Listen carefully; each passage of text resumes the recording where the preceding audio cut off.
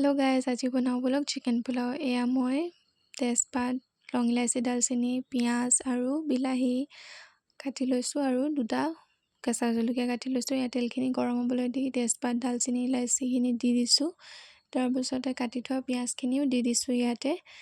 তাৰপাছতে মই এইখিনি ভালকৈ লৰাই ইয়াত নিমখ দি দিছোঁ সোৱাদ অনুসাৰে।